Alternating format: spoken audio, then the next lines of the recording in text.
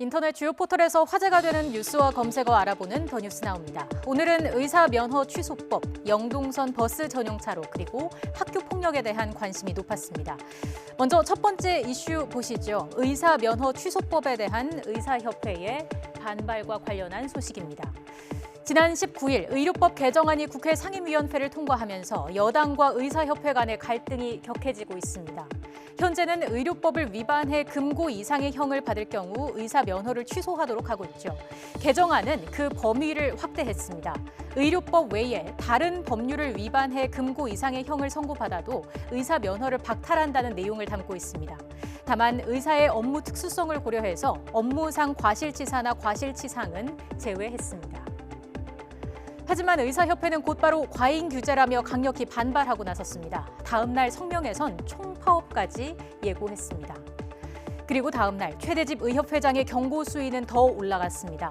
법안 처리의 다음 단계인 법사위를 통과할 경우 백신 접종 체계까지 모두 무너질 것이라고 주장했습니다. 여당 위원과 최 회장 사이에선 원색적인 비판이 오갔습니다. 김남국 의원이 백신 접종을 가지고 협박한다며 깡패라는 표현을 쓰자 최 회장은 날강도라고 응수하면서 역겹다라는 표현까지 썼습니다.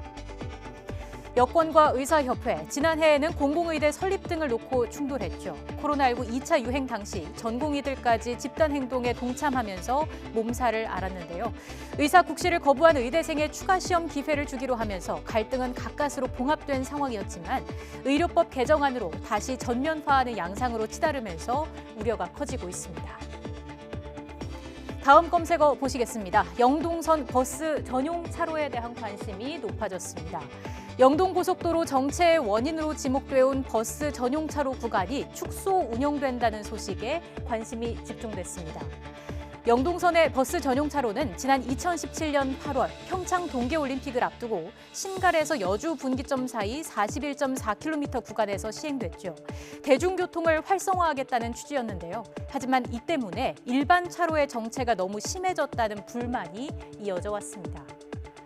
이에 개선안이 마련된 겁니다. 오는 27일부터는 버스 전용차로 시행 구간이 신갈에서 호법 분기점 사이 26.9km 구간으로 축소됩니다.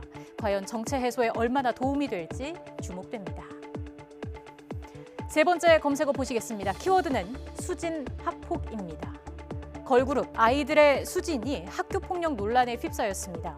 인터넷 커뮤니티에 올라온 글에는 수진이 학교폭력에 가담했다는 주장 등이 담겨 있었는데요. 이 같은 주장에 수진은 어린 시절 호기심에 담배를 피운 적은 있지만 학교 폭력과 관련해서는 억울하다는 입장을 밝혔습니다. 한편 배우 서신에도 폭행 피해자라는 폭로가 나온 가운데 자신의 SNS에 변명은 필요 없다는 글을 남겨서 의혹에 힘을 더했습니다. 하지만 수진은 역시 학창 시절 서신혜와 대화를 나눈 적도 없다고 일축했습니다. 양측의 진실 공방은 계속 이어질 수밖에 없는 상황입니다. 여기에 프로야구계에서도 다시 학폭 논란이 터져 나왔습니다. 지난 19일 한화 이글스 소속 선수가 학폭 논란에 휩싸인 데 이어 이번에는 수도권 구단의 선수 2명이 도마 위에 올랐습니다.